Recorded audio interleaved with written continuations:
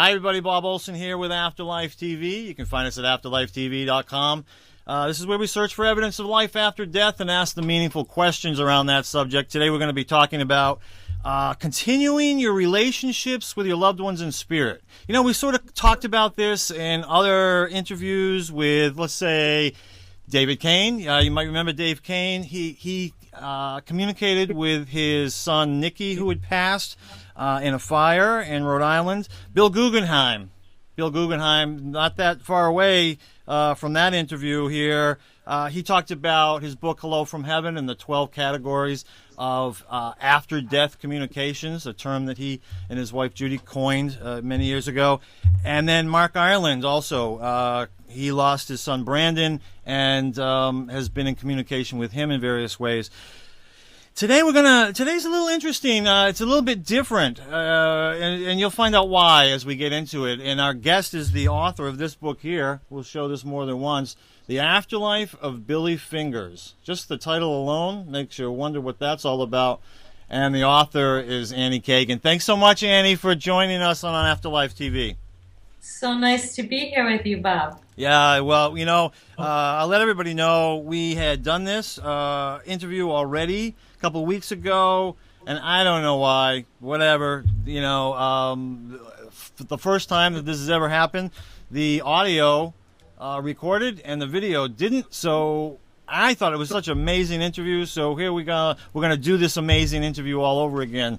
It's kind of hard to show, to just put an audio up when it's Afterlife TV. It's not Afterlife Radio. It's not Afterlife Audio. It's Afterlife TV. So here we are again.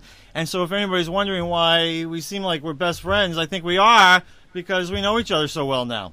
Yeah, very relaxed, nice, lovely. That's good. That's good. And so, all right, here we go. I'm going to start right off and ask you a little bit, if you can tell us a little bit about your background before we even get into the story, because it's a great foundation for what we're going to be talking about. Yeah, well, I was a chiropractor. I was always very interested in science. I became a chiropractor. I was working in New York City. And after some years, I began to find that working with people who are very stressed out and in pain became quite stressful for me as well. And I decided to learn to meditate to remedy that situation. But there was a strange side effect to my meditation, which was I became hypersensitive. And now going to work became more difficult instead of easier. And also living in New York City, in the heart of New York City, which I had loved, the noise and the pace and all the stimulation just became overwhelming for me. Yeah. So I decided to sell my chiropractic practice and to sell what I had and leave my very lovely life behind. Yep. And I found a very small, secluded house on Long Island by a bay. I had no idea really what I was going to do with my life. It was pretty scary. I went back, though, to writing music, which I had done when I was a teenager, and I had no idea that my life was setting the stage for a great adventure to come. Yeah, that is amazing. You know, you talk about how meditation seemed to open up your sensitivity, you know, really as an empath is the way I hear it. But I wonder, do you know, has this happened with other people that you know, meditation is sort of causing this, or are you the only person, because you're the only person I've ever heard of that sort of happening with, where, the meditation actually, makes you more sensitive? Well, I would say that one thing that people don't understand about being a doctor first is that you are exposed to a lot of pain and a lot of difficulty. And a lot of the doctors that I know that are kind of strong and hardy, body workers as well, and more detached, actually have an easier time of it. And I think that the particular meditation I did, and also here I was, a New York woman, shopping at Barney's, doing my Pilates, having a great time. And all of a sudden, I started meditating 3 hours a day. And why were you doing that? Because it was so incredibly satisfying. I was, focusing on this particular meditation. I was focusing on inner light and the sounds of the cosmos. And it was just transported me. And I think that the amount that I did changed me. And also perhaps it was just, as someone told me, it was just my destiny to lead me on another path. Certainly, and I have to wonder, forgive my ignorance here because my curious mind, but I wonder if, being empathic brings you into want to be, what I might call a body worker, wanting to help people in this way. And yet, you might have been too sensitive for it all along. And then the more you did it, the more you recognize that you couldn't do it anymore. And meditation might have become your solitude, your rescue remedy, that you clung to in order to just get through until you finally recognized, you know what, I can't do this work anymore. Is it possible? Absolutely. And also, I wasn't, I used to work on people for 45 minutes. It wasn't just cracking their neck. It was a lot of energy work. I was a craniopatist. So I would work with the moving the bones of the head and the cerebrospinal fluid. And also, think of it, a lot of my patients were very high-powered New York types who were very stressed out. And so, you're in this small room with this energy and you're moving their energy around. And I think being very compassionate. Like when I tell, if I run into a patient now and I tell them how hard it was for me, they're shocked because I was so there when I was there. Yeah. And like I say, sometimes the people you just think of a great surgeon. Yeah. A great surgeon is removed. Right. You don't want them, being too compassionate when they're working on you. They need some distance. So yes, I think what you're saying is very true. And in a way, it just shows that, something that seems like a problem and difficulty that didn't work out can lead you someplace wonderful. It really, and it certainly has. I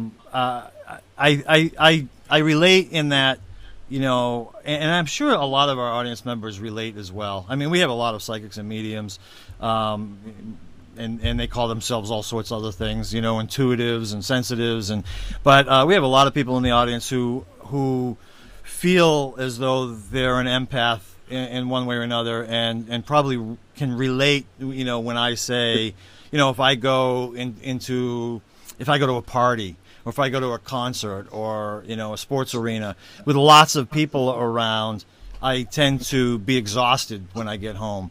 And even when I go to the chiropractor, I love my chiropractor. She's wonderful, but she works on two people at the same time. When I first started going to her, I would be laying down and there would be, some stranger who was, feeling horrible and a lot of pain and complaining a lot about, their life. And I would just pick all that up. And I felt worse when I left the chiropractor's office than when I started. And finally I had to tell her, and we then started setting up my appointments with my wives. And then that didn't happen anymore. Now I leave, I feel great. So, I can kind of relate to that, and I bet you, it's a real thing. And when I heard about it, that kind of thing happening, I was in chiropractic school, and I poo-pooed it. It's like, oh, come on. Yeah. You're going to pick up energy from your patients? Oh, come on. And then when it happened to me, I was completely shocked and blown away. Yeah. But we all pick up energy, and I think even higher energy that I've been picking up now from the book, you have to balance that as well. Yeah. So I think what you're saying is a great point to think of things as energy and energetic and how it affects you. That's right. And the more we learn about these subjects, the more we recognize that everything is energy. Now, tell us a little bit. What is this book about? Why don't you start there, because what a fascinating story it is, and just tell us the beginning, how this all started for you. Okay. Well, I love in your email to me, you call it a true spiritual thriller. Yeah, it is. Yeah. And it is, because it's a great mystery. And what happened was my brother was unexpectedly hit by a car and killed.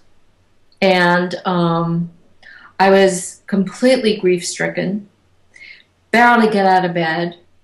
And then 3 weeks after he died, it was my birthday.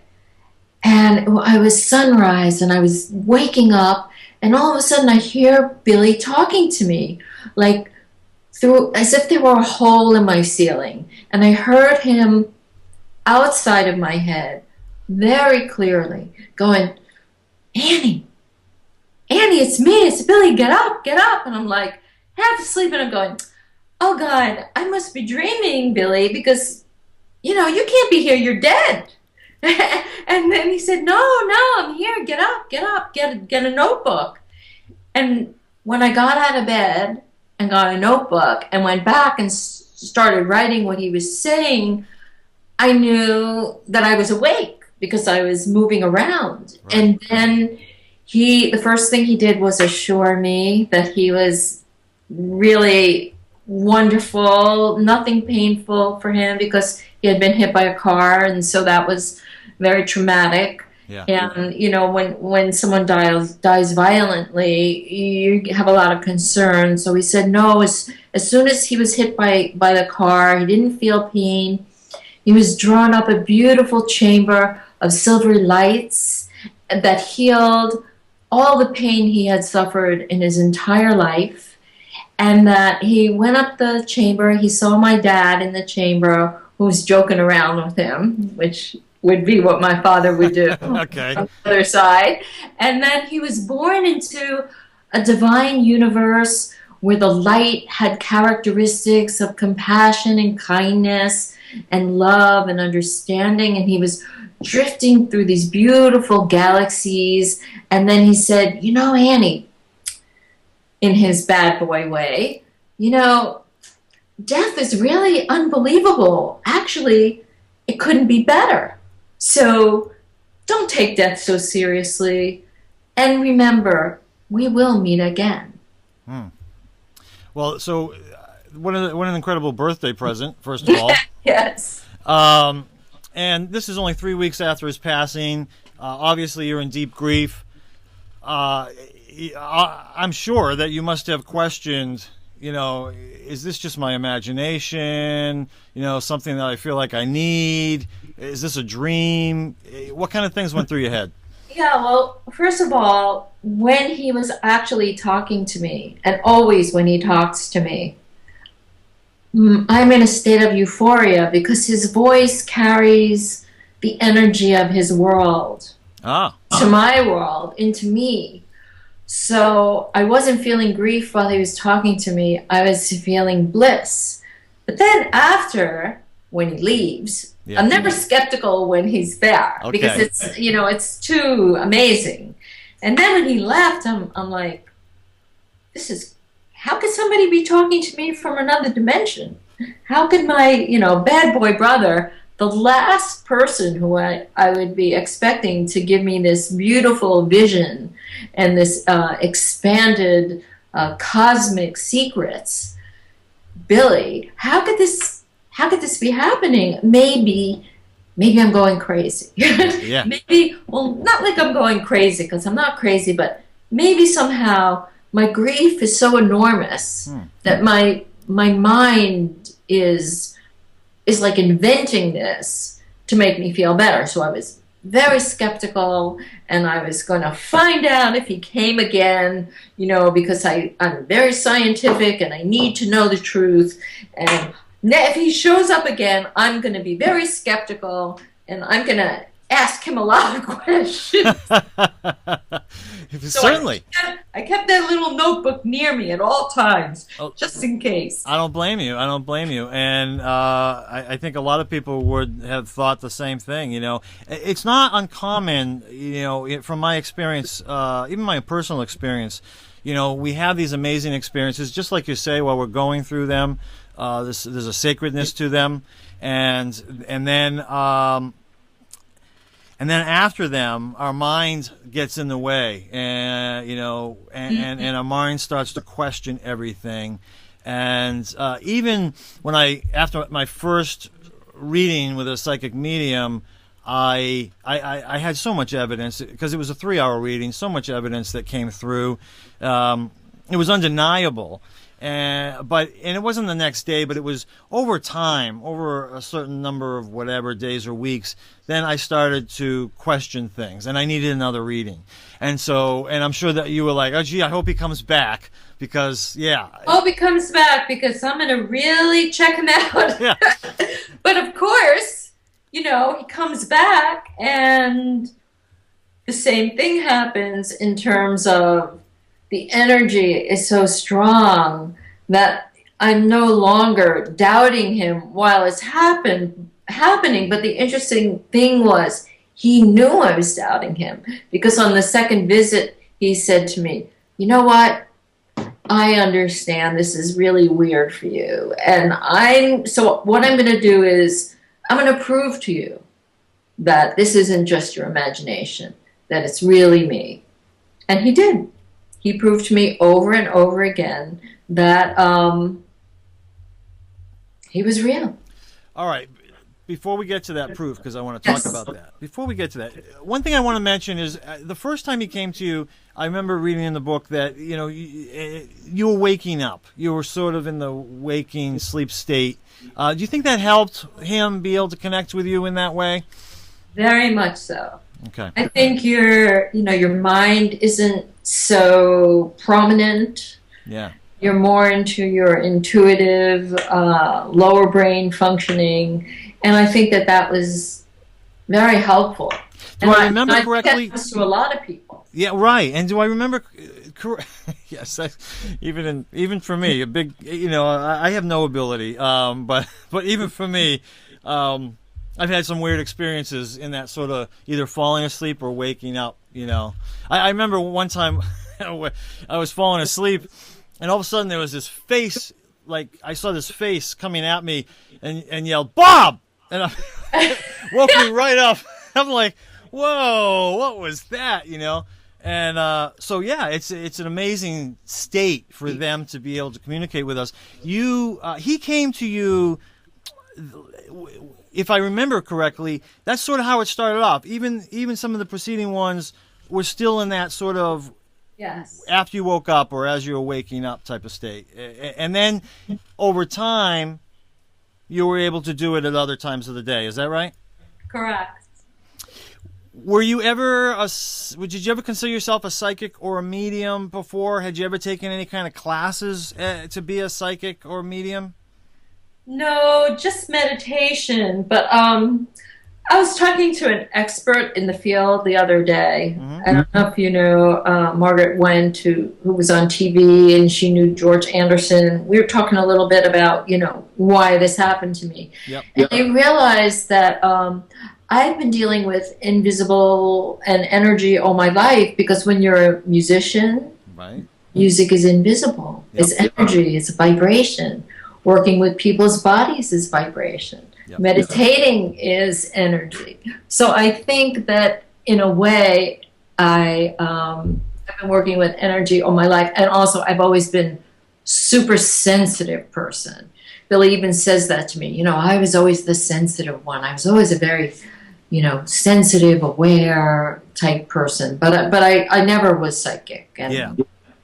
And when you first started, there's all the different, clairvoyance, clairaudience, clairsentience. You originally started just hearing him, correct? I heard him not telepathically. I heard him outside my head really clearly. And then he goes through different stages in the afterlife. And as he gets deeper into the afterlife, he communicates in different ways. So at first I heard him clearly. Then he went into this phase where he was more formless. And I would wake up and I would see this beautiful blue golden orb of light. And I would look at it and focus. And then I was able to hear him. And his words were very drawn out. Then later on, as he went into the deeper realms, I started to be able to hear him like through the top of my head. And then I was able to even get some glimpses of him sometimes when he got more form. So it always was changing. Yeah, all right. I know people are like, the proof, don't forget the proof. We're going to get there, but what I do want to mention too, first of all, I want to mention this is not your young little brother, and I mentioned a couple of interviews I've done. Dave Kane, Mark Ireland, they had lost their sons, and it's not that uncommon that people who have sort of had these experiences, something not really like yours, very often, though that has happened. Usually, people are communicating with their children, their deceased children, through mediums or something like that. But when you see a book like this, usually it has to do with a child. We're not talking about a child here. How old was your brother when he passed? He was 62. 62. He was 62, and he was my older brother. He was my bad boy brother. And I call him that because ever since I'm a little girl, Billy was known as the bad boy, and I was the good girl. So I was the good student, the talented one, and he was the one who was setting fire to the school cafeteria.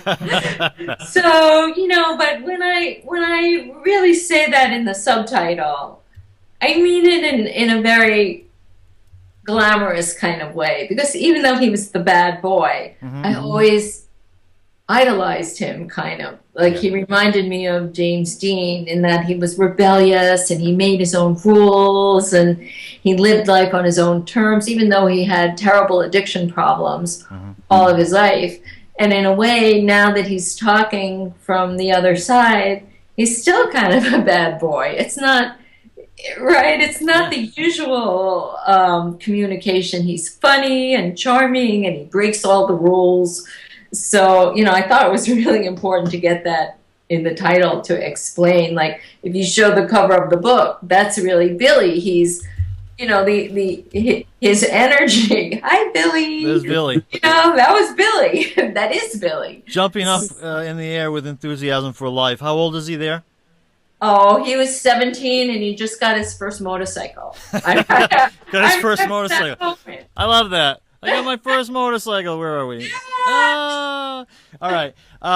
That's great. Now, you also mentioned the addiction issues, and I think it's another thing that makes this book special is that it also covers those issues. And one of the things it covers about those issues in almost a subconscious, very subtle way is that despite whatever bad boy things he did, despite whatever challenges he went through, he was having an afterlife experience that any good girl, the good girl sister, would expect to have.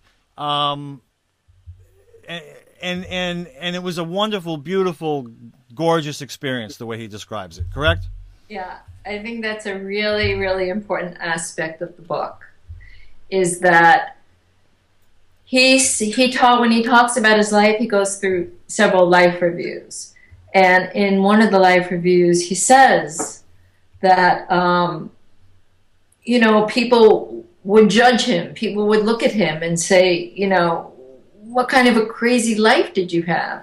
But he said, you know what? I loved my life because it was like a rock opera. And people's lives, they need more music.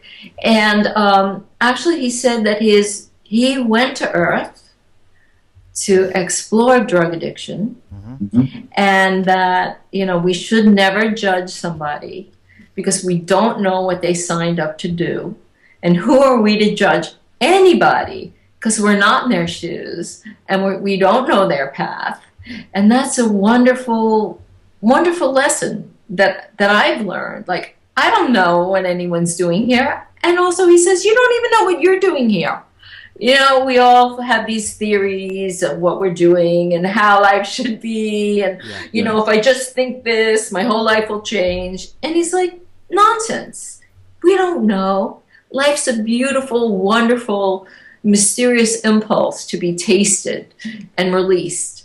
You know, so I've become a lot less judgmental. And I think that people who have addiction problems should be less judgmental of themselves.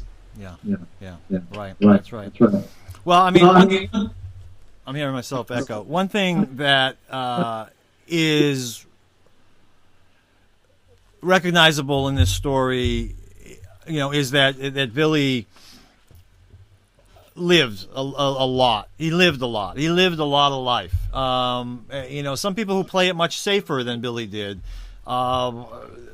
don't have as many experiences, you know, because they're playing it safe. He certainly did not play it safe, and a lot of people maybe did, you know, judge him in different ways because of the way he lived his life, but he certainly lived a lot of life. Is that sort of the right picture? Oh, yeah. He lived life. He loved life. And actually, he loved people. He loved nature.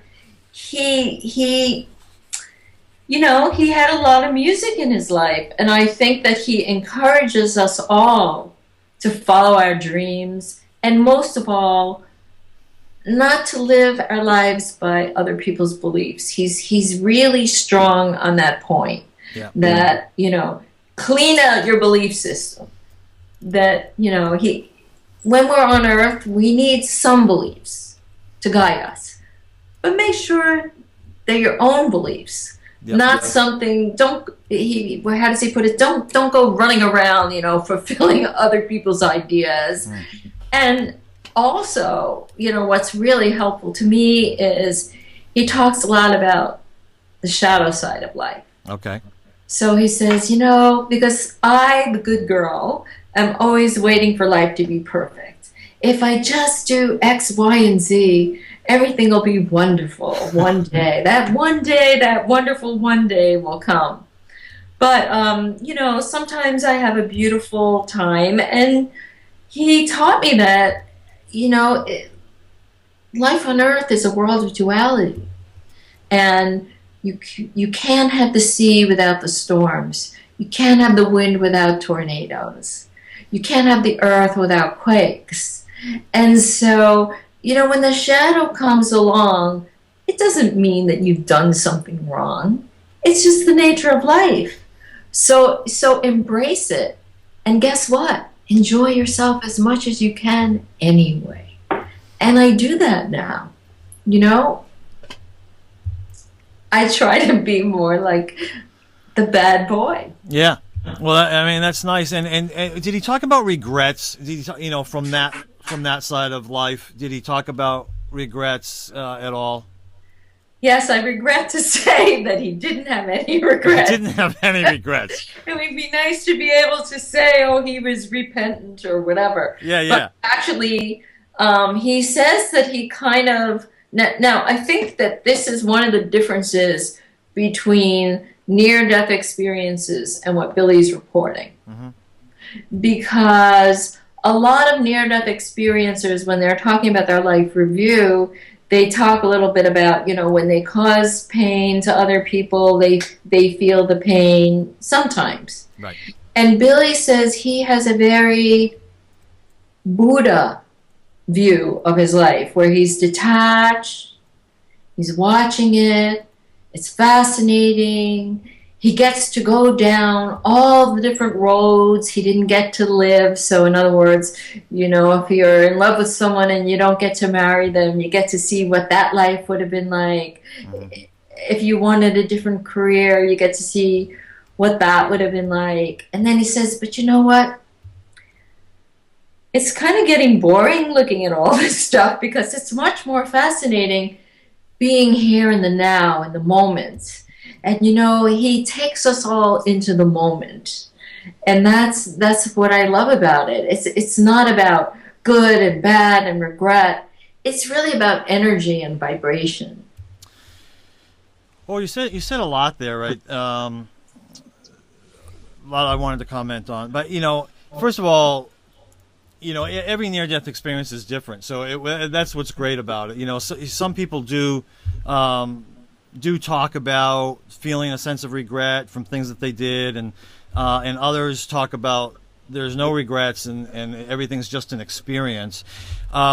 Sometimes, though, whether it be when you're talking about the life review, whether it be someone who had a near-death experience or if it's someone communicating with a loved one through a medium, we'll say, and getting those messages about the life review and feeling regret, sometimes I think it's for the consciousness of the receiver. You know what I mean? So when it's coming through a medium, sometimes I think the consciousness of the surviving loved one, the family member who's still here, can only maybe handle so much, and that's the reason it comes through in that way. They're giving them wonderful messages and teaching them about the spirit world, but they know if they try to go from A to Z, it's just a little bit too much, or even A to M. So to say that there are no regrets and everything's just an experience just makes a few people's heads explode. Well, I think that's a really interesting point. And I think that one thing that's a little different between this experience and near-death experiences, or when somebody just dies, is that when you have a near-death experience, you're coming back to your body and you're remembering it. Right. And it's through your own belief systems and through your own body and through your own lenses. That's right. But Billy, if you could read the book and you look at the proofs and you think, wow, this really could be true, Billy's there, and it's in real time that he's giving the information.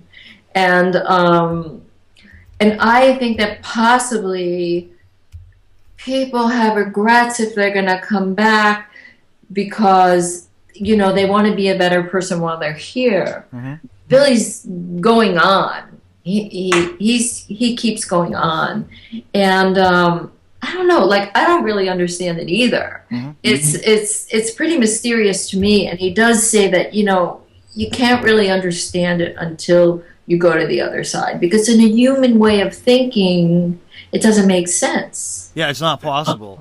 You're right. I mean, no matter what we're interpreting, whether it be you through what Billy's telling you, a person who's had a near-death experience and comes back here, we're interpreting it through the human mind, and there you go. Some of the people who have described their near-death experience, I think most accurately, just constantly are saying, I really, there are no words for me to accurately describe what I'm about to tell you. And this is what I love about doing this show, is that we get to hear all these different experiences, including yours, and people get to make up their minds for themselves. And when I talk about the level of consciousness, they get to make up their minds depending on where they're at. Totally. And what's so interesting to me in this journey that I'm on now is, how controversial it is to say that divine consciousness is much better than the human mind. We all want the other side or the divine source to be like us. Yeah. Instead of a healing, all-loving entity or energy. That's right. So, to say that it's a place of healing, God is all about healing, it's very controversial. It's much less controversial to say God is angry and, spiteful or vengeful. Yeah. So, that's a good lesson to learn, is that our mind is not the larger consciousness. That's not how you connect to it. Well, exactly. And I'll say now, and I mean this as a compliment. I read maybe the first third of this, and everything was right in line with many people who I've interviewed, or on camera and off. You know, I started interviewing people about near-death experiences long before I started doing it for Afterlife TV, but everything was like right in line with everything. And then as I got into the next 2/3 of the book, there were so many things that went in different directions, very crazy, like what I would consider, wow, that's just crazy, you know, in a positive way, but that even challenged me. You know, I would be like, oh man, you know, that's I don't know, you know, and then I had to keep reminding myself, this is what it's all about. This is what I'm all about. To show people different ideas, different possibilities, so that everyone can make up their own minds. So and so then I started to get excited about the things that Billy had talked about that were very new to me. You know, like very like, you know, I even might have been skepticism about. But, you know, there was a time when I didn't believe in the afterlife. And so there's a lot of new stuff in here that allows people to sort of see things in a different way. And again, we keep repeating this, but it's so important, decide for themselves. You know, if all I did was interviews where everybody was saying the same thing, it would, in one way, it would make people feel very comfortable, right? Oh, it's all the same. Everybody's saying the same thing. And another, we don't grow that way, you know? Right. And I think that Billy's talking from levels that maybe haven't been talked about before. Yeah. And you know, they're all about evolution. It's all about the soul evolving in ways beyond the super world. Oh yeah, I think that's really important. Like Billy mentions this place that he calls the Supra World. And that's the place most of us think about as the afterlife. So you meet your relatives, and you know there's a certain degree of learning, and things are a little bit familiar. But he goes way beyond the super world into different realms where the vibration is much, much higher. And I think that might account for some of the really unique things. But every time he gives a unique thing, he also gives proof. Well, he gave proof. Again, we'll use that word proof for you, because you know, we all get to choose for ourselves, and what's proof for one person might not be proof for another, because it's subjective, right? And we discussed that in the last one, but important to mention it again here. But it's evidence, and evidence is what we're looking for, is what we, you know, afterlife investigators, spiritual detectives are all looking for. You call yourself a cosmic detective, correct? A cosmic detective, because he proved it to me in ways that I just couldn't doubt anymore that he was real. That's right. And what I try to do in the book is I try to take the reader by the hand and let them come along with me on into the experience, so that they can, you know, learn themselves and see what it was like to have this experience. And, you know, sometimes Billy would be dictating something to me. And, you know, that's also was a different thing, is when he dictates to me, it's really fast and complete. So I'm sitting there writing, and my part, because the book is a conversation between the two of us, my part, I labor over it. I sit, should I put this word here? You know, it's very, very different. Mm-hmm. But sometimes when I'd be writing, I'd be thinking, this is too fantastic. I'm making this up. Yeah.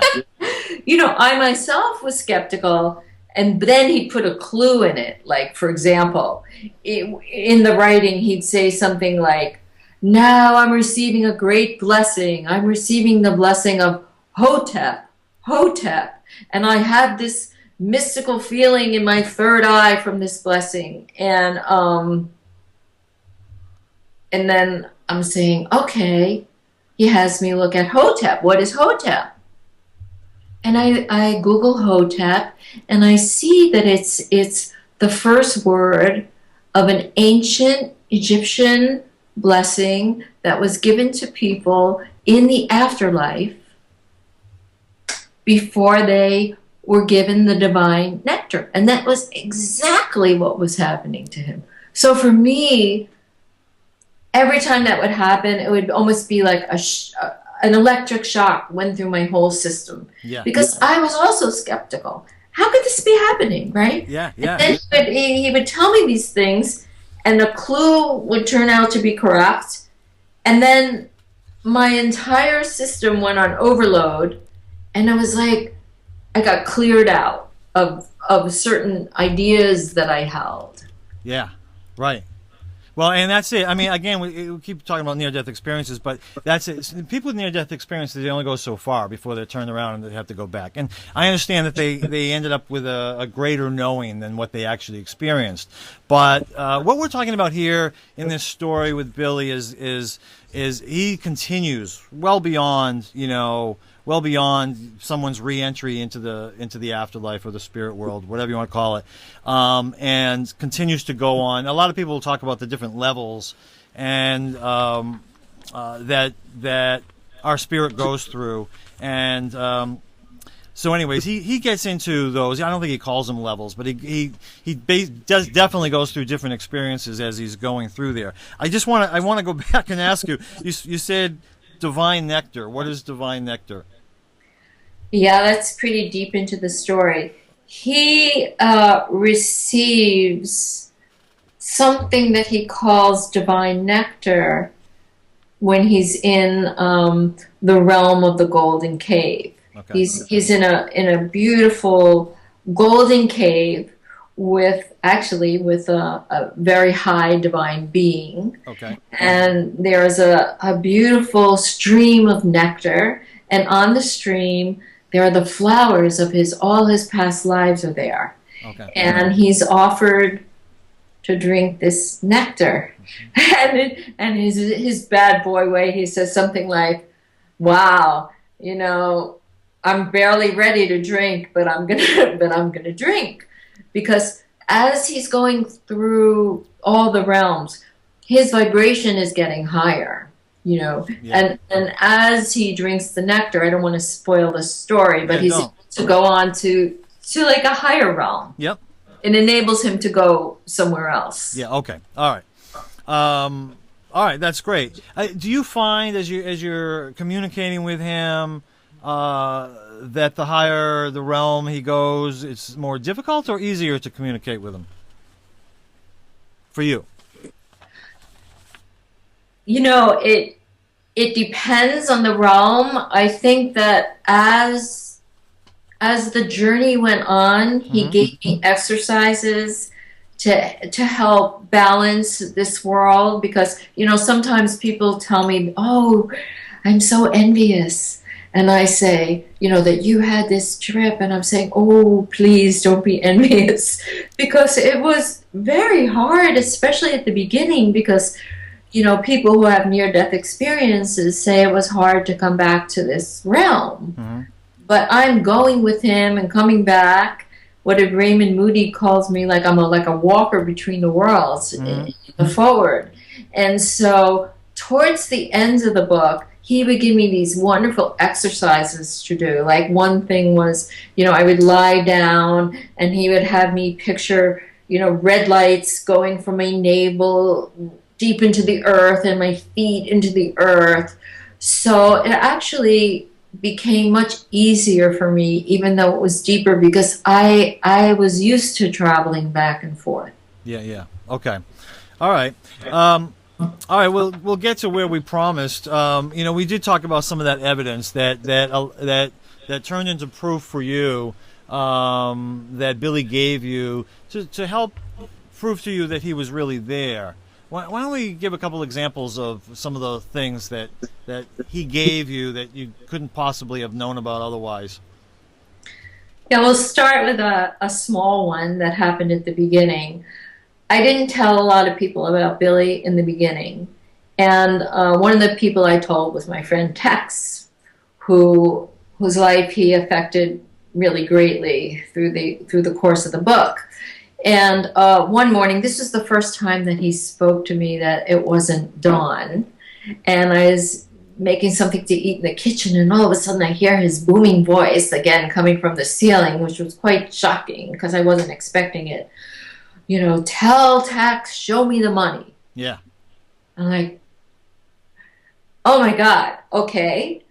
And I call my friend Tex. I said, I know this sounds really nuts, but Billy says, show me the money. What does that mean? She says, oh my God, this morning I was, we were all wondering. Tex, me, whoever I told, just the handle, is Billy real? Like, what's going on? It became a mystery for all of us. And she said she was, that very morning, she was by the beach walking her dogs, and she looked up at the sky and she says, Billy, if you're real, give me some kind of a sign, would you? And then she came home, she got in the shower, and when she got out, she was thinking about her screenplay. Mm-hmm. And she was dancing around the mirror with her towel going, show me the money, show me the money, show me the money. And then she gets out of the shower, and I call her and I say, Billy says, show me the money. What does that mean? So we both pretty flipped out. Yeah. And, later on, he actually writes a letter to Tex from the other side. To help her. It was a really important letter for her to get. And her brother Pat had been killed when she was a teenager in a plane crash. And she has her last name, which I won't say, but Billy said, and this letter is from Patty Malone and all the people on this side of things that love Tex. So I called Tex and I say, oh my God, Billy wrote a letter from all the people on the other side who love you, but for some reason, he was talking about your brother Pat. He said Patty Malone. That's not your last name. And she said, oh my God, my mother's a Malone, and my grandfather's name was Patty Malone. Oh. I didn't know that. Yeah. So that's the kind of thing psychics do, but that's not something that I would ever do. Right. That was stunning to me. And then, of course, I think the most dramatic story that people can understand and identify with is the story about my husband, where my husband wasn't feeling well, and we weren't very concerned because he had just had a checkup about a month and a half before, total physical, but he was having digestive problems. And he went to the doctor. The doctor said he was fine. He gave him some antibiotics, said it was just a bug. Mm-hmm. And I got up the next morning, and all of a sudden, in a really wicked voice, Billy says, and Steve is really, really, really sick. And then he laughed in this horrible way, like Vincent Price would in a horror movie. And I was so upset and angry. Like, what are you doing? He never did anything like that. And is this really Billy? This is scary. I don't like, this is the first time anything was ever scary. Yeah. And I don't like this. So I didn't want to tell my husband because he believed that Billy was real. Yeah. So I said, you know what? I just have this funny feeling. Why don't you go back to the doctor? He goes back to the doctor and calls me and says, doctor says, I'm fine, nothing to worry about. The bug is just hanging on. And while I'm on the phone, again, I hear Billy like laughing, like evil around the ceiling, like, ah, ha, ha, ha, ha. And I'm like, oh my God, this is horrible. Yeah. And I said to my husband, why don't you just go to our general practitioner doctor, just go there. I don't know why. P.S. goes, cardiogram not good. And the next day, he's in the hospital preparing for open heart surgery. Oh my goodness. Wow. Didn't have a heart attack, so no damage to the heart. Great. And how do you explain that? In that way, I mean, Billy saved his life, you know, and you as well, because you trusted in what he said to you. How does Steve feel about that? Oh, did you ever? Well, he knows now. Obviously, he knows now. Oh, of course. I told him as soon as he was in the hospital. But one of the most amazing things that I loved is that in the last years of Billy's life, his addictions were really bad, and I was dealing with them for a long time, and I wasn't able to. I was getting sick from trying to help him and not being able to. Right. And my husband, Steve, took over the job of helping, and he made sure he had some money because Billy was homeless at this point. If he wanted to go to a hotel, if he wanted to eat, whatever it was, Steve was the last person who helped Billy. Yeah. And now it was like Billy came back and returned the favor. It was awesome. Yeah, it was awesome. Really, really beautiful. Yeah. And I think it would be anybody would be hard pressed to not, if that happened to them in their life, to not consider all of that proof, you know, proof. I mean, wonderful. And this keeps you going, right? I mean, as you're going through any skepticism that you're having, it's these kind of things, even the stuff like the stuff you had to Google and then you found out it was a real word or whatever, you know, that keeps you going. And it just, and you keep getting it. You keep getting these little things that he's telling you about other people. He's getting these things you have to Google, and you find out they really exist. It's like... well, you were a detective, and, you know, I felt like I'm waiting for one of these things to be wrong. Over and over again, he just proved to me in these fascinating little ways that made me a cosmic detective that he was real. Yeah. I mean, that's what's so nice about it. I have a friend named Phoebe from England, and she had just one of these things happen one time. Her husband of 35, he was 35 years old, died, and she was just walking along, and she felt like she was sort of having a conversation with him in her mind. She heard her own voice, but she felt as though it was him. Fantastic. Yes. Yeah, and finally, she's just, you know, she was skeptical, and so she said, "Tell me something that I don't know, you know, so that I can know that you're really talking to me." And so the next thing she hears in her head is, "Your mother wants to buy a new blue dress," you know. So next time she sees her mother, she asks her about it, and her mother says, "Oh yeah, I've been going to this store, you know, and looking at this blue dress, and I can't get myself to buy it. But I just keep going back there, and I can't get myself to buy it, you know." And it's that changed the way, you know, it helped Phoebe trust that she was really communicating, you know, with her husband David, and that was just one example. You had so many of those. Yeah, and you know, in his book, Bill Guggenheim, yeah, Hello from Heaven, he has a very particular category called evidentiary after-death communications, where you're given information that you didn't know that proves to be correct. But here's the really important thing. It's not so much just that Billy's real and that, you know, what it really means is that if Billy's real, if these communications, and many, many people have them. Oh my God, if you look on my Facebook page, in 3 months I have something like 25,000 people. Right. And they want to share their stories because, you know, our society, it's a little taboo in our society to have these experiences. You know, people will tell you, like, you're crazy, or, oh, that's not such a big deal. But it is a big deal. And people want a place to be able to share it. Yeah. And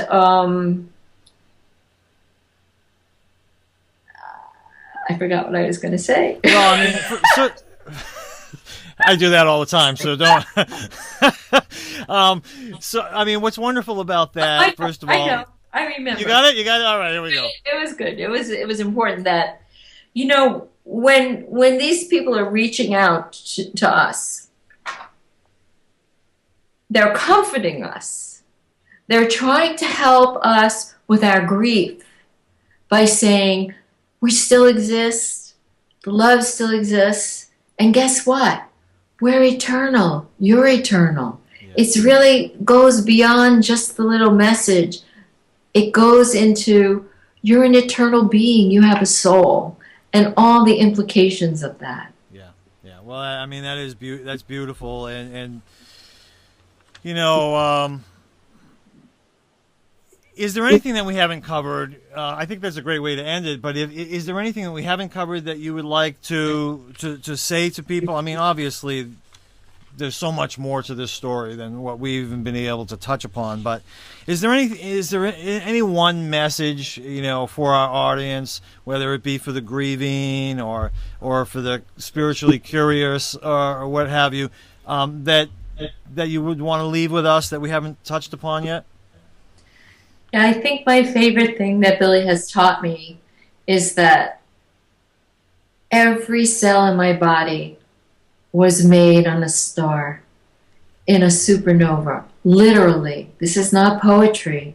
We're forged from stars, and the same cosmic intelligence that runs the universe beats our heart, breathes our breath, heals our wounds. We're magical cosmic creatures.